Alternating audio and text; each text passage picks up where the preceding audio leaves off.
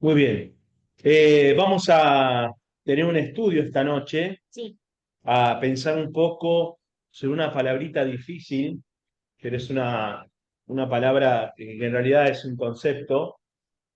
Vamos a hablar de la otredad. ¿La qué? Otredad. Otredad. ¿Qué es la otredad? Ahora vamos a ver qué es la otredad, sí. pero vamos a trabajarlo esto, obviamente, a la luz de las escrituras y vamos a estar reflexionando sobre el nosotros y los otros. ¿Eh? Vamos a ir al pasaje de Marcos capítulo 9. Venimos haciendo una lectura en armonía de los evangelios, sobre todo de los evangelios sinópticos. Hoy vamos a estar apoyándonos en el texto de Marcos, un texto que también está en Mateo capítulo 12 y en Lucas capítulo 11. Marcos capítulo 9, versículo 38. Marcos capítulo 1394. Dale, gracias. Gracias. Marcos, ¿cuánto dije? Marcos capítulo 9, No, versículo Marcos capítulo 9, versículo 38. 1400. Sí, es el 1455. 1455. No lo pusiste bien. ¿Tienen ahí en casa el pasaje? Marcos capítulo 9, versículo 38. ¿Lo tenés, Santi, vos? 38. Vamos a leer del 38 al 41. Dale. ¿Es ese? Dice: Juan le dijo: Maestro, hemos visto a uno que expulsaba demonios en tu nombre, pero se lo prohibimos, porque no es de nuestro pueblo, no es de los nuestros. Pero Jesús le dijo: No se lo prohíban, porque nadie puede hacer un milagro en mi nombre y luego hablar mal de mí. El que no está en contra de nosotros, está a favor de nosotros. De cierto les digo que cualquiera que les dé un vaso de agua en mi nombre, por ser ustedes de Cristo, no perdonará su recompensa. Bien. Hay un concepto que yo les comentaba hace un ratito, que es el concepto de la otredad.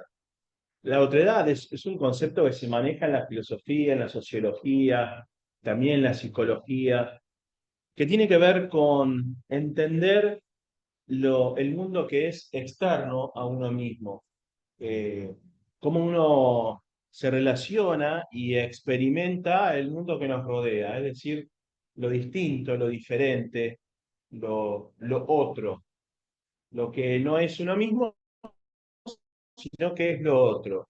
Sí. La otredad es entonces el concepto que se apoya en el conocimiento o en la idea que tenemos de quiénes son los demás.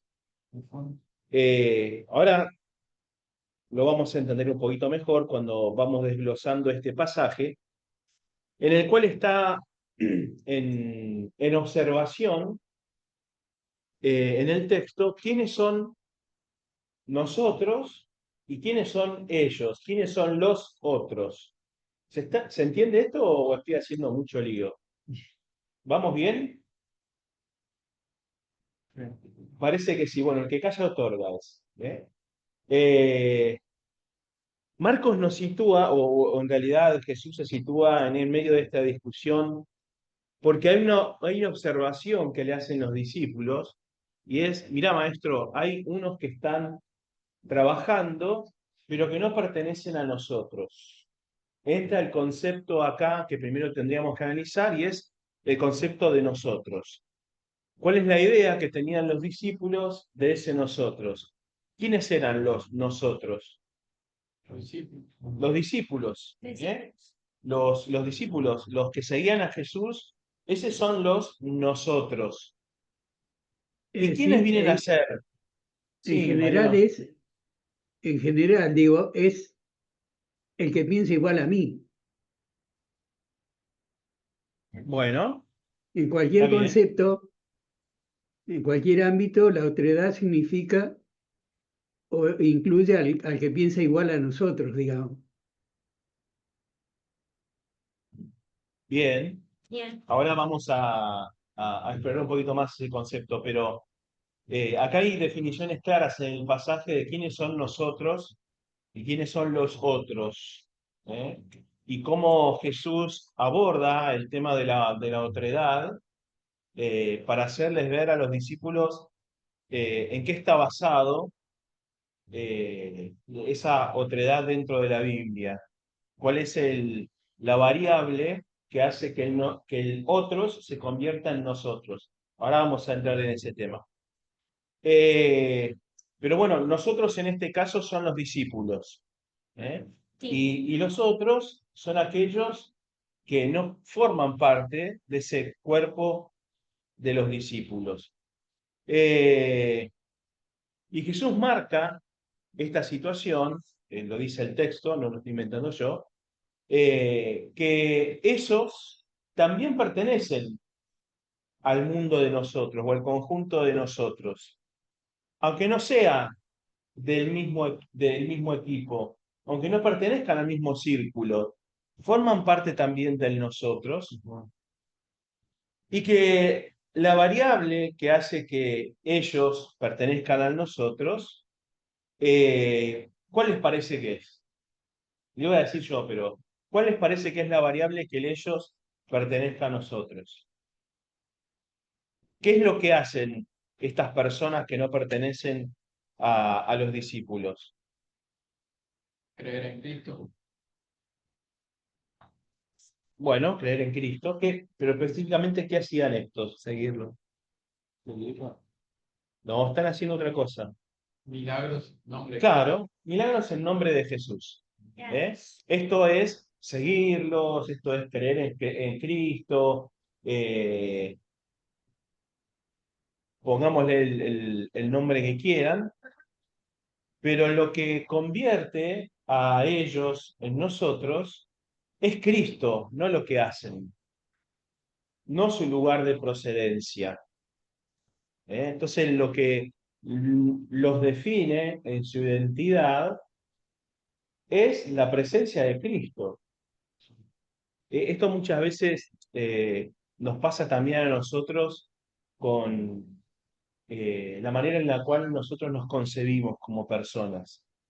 Nuestra identidad, ¿sobre qué está basada? Bueno, la Escritura nos dice que nuestra identidad está basada en lo que la palabra dice de nosotros. En primer lugar, somos hijos de Dios. ¿Eh? Sí. Y sobre eso se construye después eh, quiénes nos definimos nosotros que somos. Acá pasa lo mismo. El hecho de ser parte del grupo ellos o el hecho de ser parte del grupo nosotros está facultado por la pertenencia a Cristo. ¿Sí? ¿Vamos bien? Bien. En este concepto de otredad en la Biblia, Dios siempre ha sido muy claro con cómo el pueblo de Dios debía considerar al otro, al que llamaba otro, siempre con una mirada de misericordia y de compasión. El pueblo de Dios siempre tuvo un dilema, o uno de los dilemas que tuvo, no fue el único, pero uno de los dilemas que tuvo fue cómo gestionar esa idea de que era el pueblo elegido. Porque muchas veces el ser pueblo elegido se le subía a la cabeza y discriminaba a todos los demás. Porque ellos eran los elegidos, los demás eran un desastre. Esto mismo se evidenció después en los religiosos, cuando los escribas y los fariseos discriminaban a los demás por no ser como ellos. Entonces, acá para citar otra vez el concepto, la otredad estaba muy marcada. El que es diferente, el que no piensa como yo, el que no se comporta como yo me comporto, ese es el otro, es el distinto. Y la Biblia le pone diferentes nombres. al extranjero, la viuda, el huérfano, el enfermo. Siempre esas categorías de personas eran como dejadas de lado en la sociedad judía, hasta eran discriminadas. La mujer también, discriminadas dentro de la sociedad. Sí, Y Dios siempre nos alienta en la palabra y siempre alentó al pueblo de Dios a considerarse a sí mismo como parte de esos que alguna vez fueron extranjeros, parte de esos que alguna vez fueron extraños también.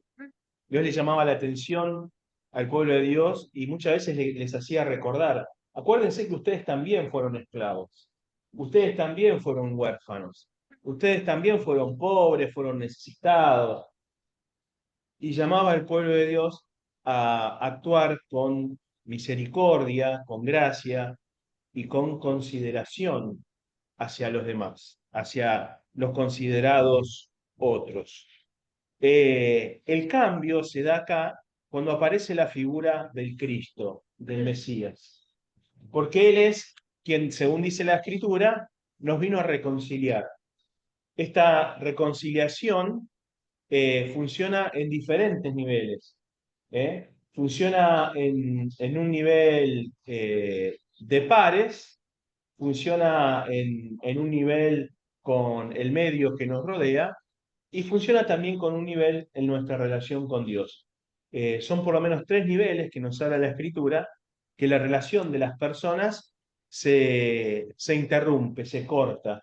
La relación con los pares, la relación con el medio que nos rodea y nuestra relación con Dios. Ahí Cristo, en su obra redentora, viene a reconciliarnos a nosotros. Y lo mismo sucede con el concepto del otro, del distinto, del diferente. Dios nos llama a reconciliarnos con la idea de que el extranjero, la viuda, el pobre, el necesitado, no son diferentes a nosotros.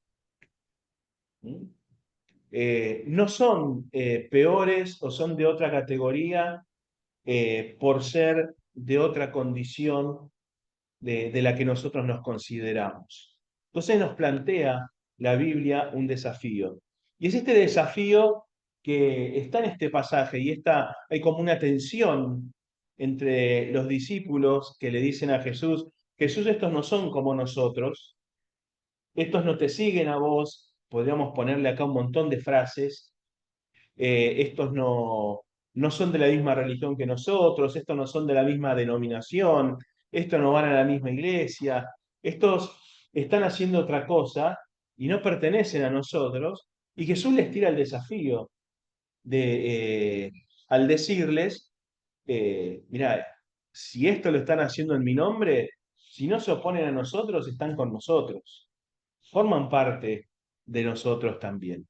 Entonces, la idea un poquito esta noche es tratar de pensar cuáles son los desafíos que tenemos como iglesia el día de hoy frente a lo que la sociedad o a veces nosotros mismos consideramos el otro.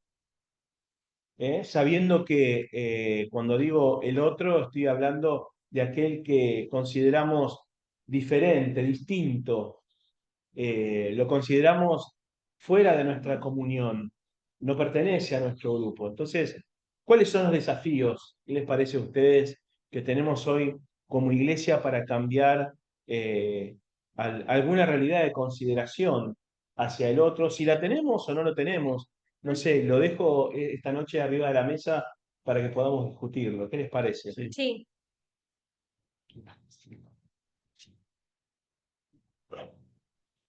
De a uno, vayan pasando de a uno. No, yo creo que hay que saber diferenciar entre quienes son parte del cuerpo de Cristo o quienes profesan serlo y quienes no, pero Jesús nos enseña a amar al prójimo. Entonces, además de saber diferenciarlos, saber cuál tiene que ser nuestra actitud, que siempre tiene que ser el amor, el buen trato y compartir la palabra. Yo te escucho y me pregunto, eh, ¿hace falta que diferenciemos quién es del cuerpo de Cristo y quién no? La forma de tratarlo, ¿no? Depende. Depende de qué depende, como dice la canción. Depende de la gravedad del asunto, creo. Siempre va por ese hilo. Si vamos a ser 100% permisivos o vamos a eh, ser bastante rígidos, hay que siempre ver ese hilo intermedio, creo yo. Ese mismo dilema tienen los discípulos acá. Sí, ¿Ves? ¿Eh? El tema es bueno. Si alguien hace milagros en nombre del Señor Jesús, alguien muestra señales de fruto del Espíritu, o sea, ¿por qué hacerle diferenciación? Por más que a veces podamos tener diferencias en algunos puntos, creo que lo importante es estar todos unidos en Cristo. Ahora, si esa persona irrumpe gravemente en la comunidad y no muestra fruto, bueno, a veces hay que ser un poco más rígidos en eso. Por eso digo, depende. Ok, Tampoco es ser Claro. permisivos en todo. ok. A mí no me ha servido lo que decís, me hace un poco de ruido el tema de, aparte del ruido que están haciendo acá, este, el límite de tener juicio, ¿no? De producir un juicio y ponerse desde un lugar de tipo de patobica espiritual, ¿no? Y de decir quién entra y quién no entra, decir quién pertenece y quién no pertenece. Exactamente. Eh, para mí es un riesgo ese, que la iglesia siempre ha estado como al límite, al filo, y a veces ha cruzado ese límite y se ha puesto en el papel de juez en lugar de tener esta misericordia, esta compasión. Eh, corremos el riesgo ahí eh, yo me había notado una frase acá, de un exclusivismo eclesiástico, ¿no? Esto pasa, lo tenemos muy presente en la historia, en las luchas que hay en el siglo XVI, siglo XVII, de la Iglesia de Roma frente al movimiento de la Reforma, ¿no? Y las diferentes mutuas persecuciones, tanto los reformistas como los papales, persiguiéndose en diferentes países de Europa. Eh, preguntas Es que una me lucha hago. de poder. Me Claro, parece que es más, sí, sí, en sí. eso, a esos niveles más una lucha de poder que realmente de seguir la doctrina de Cristo, en esos casos, ¿no? Pero también está el ejemplo que da Jesús que sirve también para mostrar o revelar cómo es la esencia, como decís vos, del ser humano, que tenemos tendencia a juzgar, como cuando cae la torre, que le dice, ¿ustedes se creen que porque ellos murieron son más pecadores que ustedes? Es decir, pero tenemos esa tendencia a veces, ¿viste? Porque aparte los frutos, ¿quién soy yo para saber qué fruto da la persona? No es tampoco el ámbito limitado de ahí de la congregación donde se puede sembrar y cosechar para Cristo. Entonces, tratar de ver fruto en el otro es un poco riesgoso también, ¿no? Yo creo que eso le queda a Cristo ver eso. Sí, pero no dice las escrituras que por los frutos los conoceremos. ¿De quién está hablando ese pasaje? Oh, dígame, así me... Está hablando de los maestros, sí, de eso. está hablando de aquellos que enseñan, Entonces, no está hablando en términos generales de la gente. Entonces, el punto acá es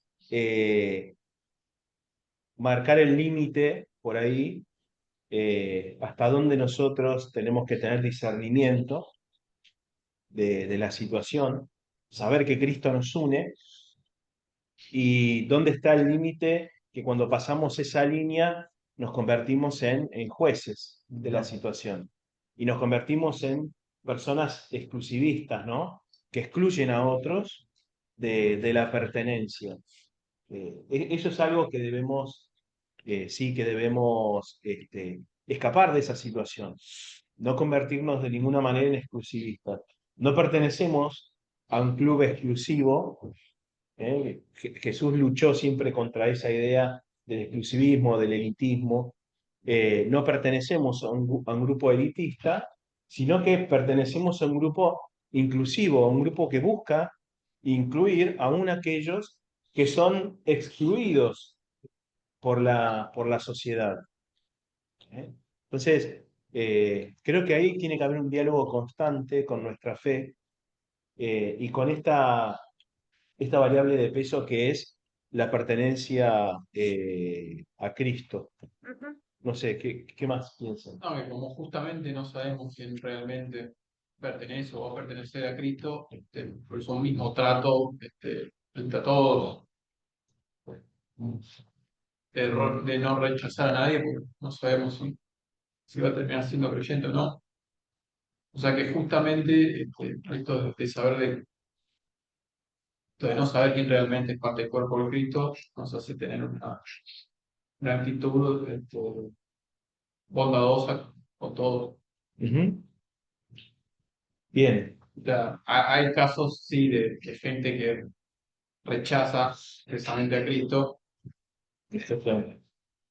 No es el caso de este pasaje, porque No, acá no, no. lo que está planteando es, tenemos otras personas que están haciendo una actividad en nombre de Cristo. Es Sí, decir, no nos encontramos acá con blasfemos o con idólatras o con, no sé, gente malvada.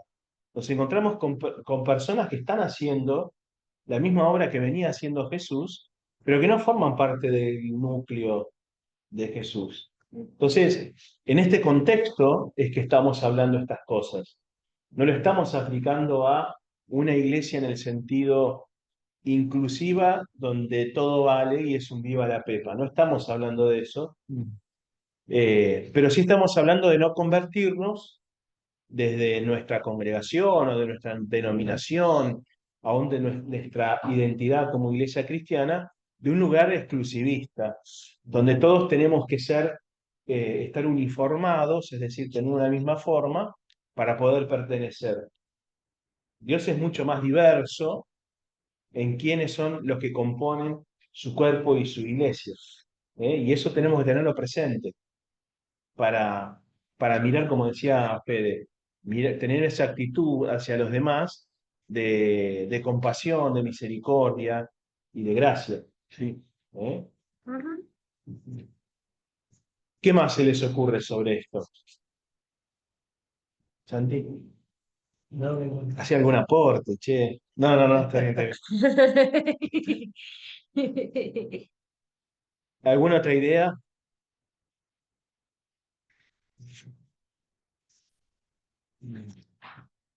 Hay una frase que yo me noté acá de Bonhoeffer, teólogo, pastor, en la Alemania de la década del 40, ahí en plena guerra. Dice Bonhoeffer en su libro Vida en Comunidad, dice, la comunión no se da por el acuerdo, ¿no? Es decir, podemos vivir en comunidad aún estando en desacuerdo. Sí, La comunión no se da por el acuerdo, sino por Cristo que nos une, incluso con quienes no piensan como nosotros. Cristo puede construir su iglesia. Y esto es interesante porque encontramos en la iglesia universal, no en la iglesia universal, sino en la iglesia mundial, sí. encontramos gran diversidad, diferentes denominaciones, diferentes expresiones de la iglesia cristiana, que traen una diversidad, aportan una riqueza en su diversidad a la iglesia de Cristo.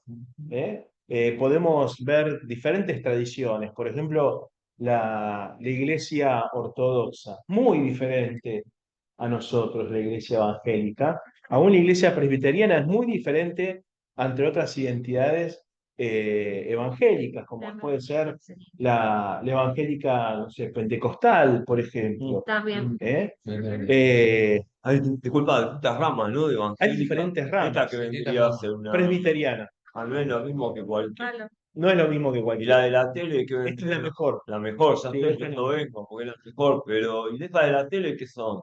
Es eso. Sal. No me da Y No es la misma.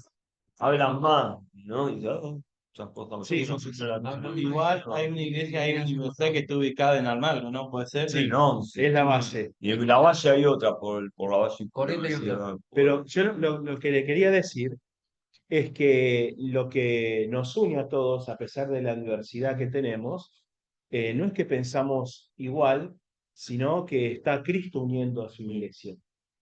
Hay una frase que se le atribuye a San Agustín, que después tomó la iglesia presbiteriana en los Estados Unidos, que es en lo esencial unidad, en lo no esencial libertad y sobre todas las cosas amor. Entonces, hay cuestiones esenciales que nos unen y esto es la persona de Cristo, la divinidad de Jesús, la persona del Espíritu Santo, la persona de Dios Padre, cuestiones que nos unen aún dentro de la diversidad. Y que no hay que tenerle miedo a esta diversidad. No son bichos raros otros cristianos de otras latitudes. ¿eh?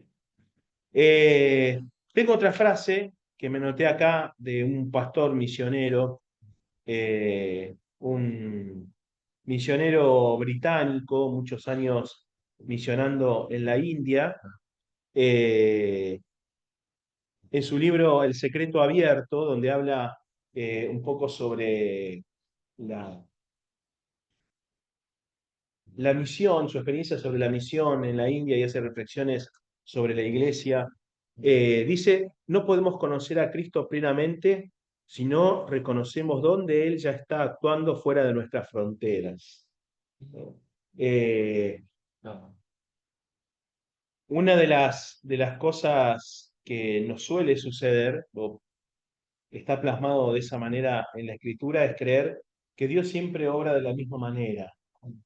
Le damos una forma a Dios, lo incluimos en un lugar. Esto le pasó al pueblo de Israel en su momento, Sí. cuando decía, bueno, Dios está en el templo, ahí donde está el arca, está la presencia de Dios, y Dios al devenir de la historia le fue mostrando que Dios no se casaba con ciertas formas. Las formas podían ir cambiando con el correr del tiempo, porque sobre todo apuntaba todo eso a Cristo. Pero Dios iba cambiando su manera de actuar. Y muchas veces el pueblo, los líderes del pueblo, se vieron en crisis respecto de esto. Lo vemos, el punto culmine de esta situación lo vemos con Jesús, donde los líderes religiosos no pueden aceptar, no pueden concebir que Jesús sea el Cristo, porque no es de la forma que ellos habían concebido a Cristo. ¿Se entiende? Sí. Entonces, muchas veces también nosotros hacemos a la persona del creyente, a la persona del evangélico, lo hacemos a una forma determinada y si no entra en esos cánones, no entran en esos límites, entonces no pertenece al cuerpo. Creo, Podría decir, sí, Mariano. no, digo, siguiendo con eso, creo que lo que hace que uno le quiera dar una forma a Dios o encontrar la fórmula, digamos, es por un tema de temor, porque si yo le encuentro la fórmula lo puedo manejar yo. Muy bien. Ya no necesito tanto al Señor y a ver que me hable, que me diga, ya tengo la fórmula. Es cuestión de aplicarla nada más. Pero es miedo, en el fondo es miedo eso. Sí, totalmente de acuerdo. Creo que eso es el tema. Creo que eso le pasaba a los discípulos y es una forma de control eso, ¿no? Exacto. Controlamos la situación. Si todos nos reconocemos, todos jugamos con las mismas reglas, está todo mucho más controlado. Ahora el que viene y es diferente y juega con otras reglas y ya me da miedo porque no sé con qué me va a salir. Exacto. Es interesante. Bueno, la Biblia nos desafía a no hacernos a esas formas. Dios no tiene reglas Él pone sus propias reglas, sus propios parámetros para tratar con la gente. Eh, Bien, ¿qué más? ¿Se les ocurre algo más? ¿Algún comentario más sobre esto? Yo lo miro a Santi y a Fede porque siempre tienen ahí aportes incisivos para hacer. No, la verdad que No se la cuela nada, Santi. sí. No, saber que la diferencia entre nosotros y ellos es Cristo. O sea, lo que nos une es Cristo, pero ¿cómo hacemos para aplicarlo? ¿Cómo hacemos? Y buena pregunta. Buena pregunta. ¿Cómo hacemos para aplicarlo?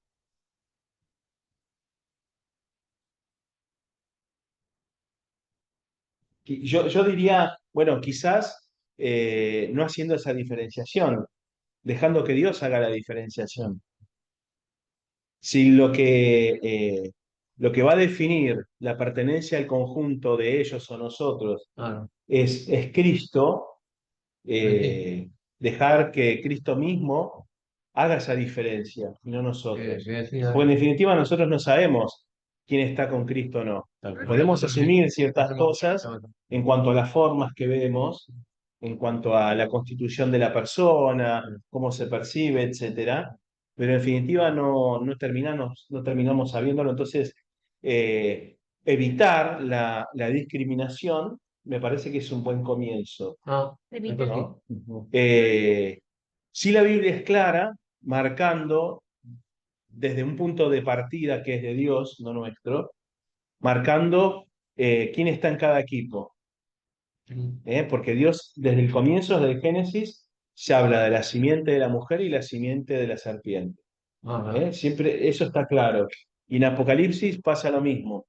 Están los que están a la derecha y a los que están a la izquierda.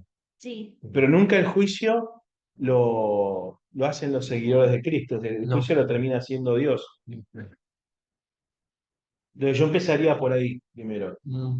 ¿Eh? No sé, ¿qué se les ocurre a ustedes?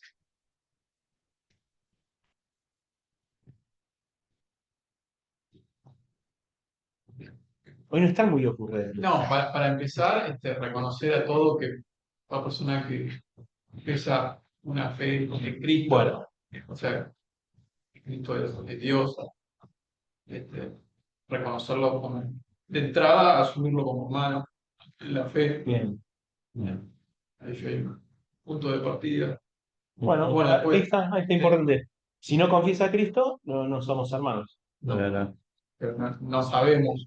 Bueno, pero si una persona te dice, no sé, es musulmana, Claro.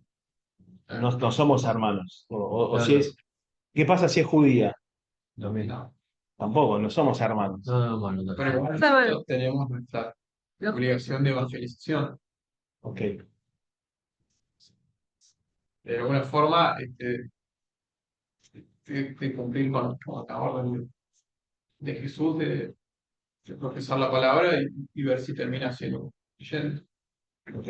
Bueno, depende un poco más de Dios eso. Sí. Claro. ¿Qué más? ¿Qué más se les ocurre? ¿Algo más?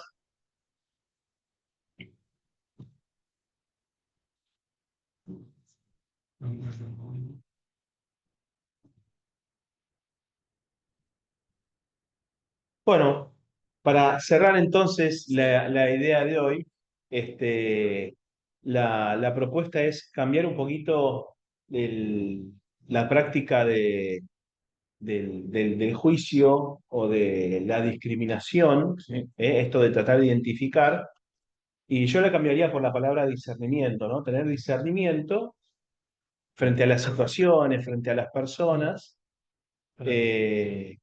Yo me quedaría con esto que decía Fede sobre la persona que confiesa a Cristo en su vida. Con esa persona somos hermanos, con esa persona. Sí. No como un conjunto excluyente del resto, sino todo lo contrario.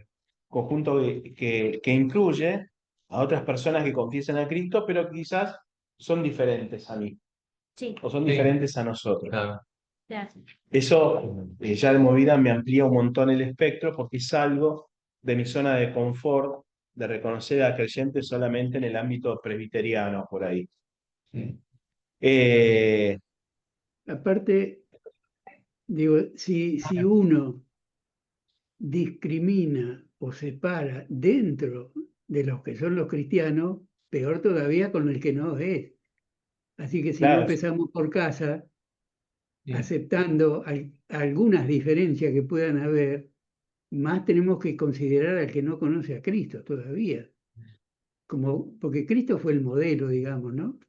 Y él nunca sí, rechazó a nadie, sabiendo quién era cada uno, ¿no?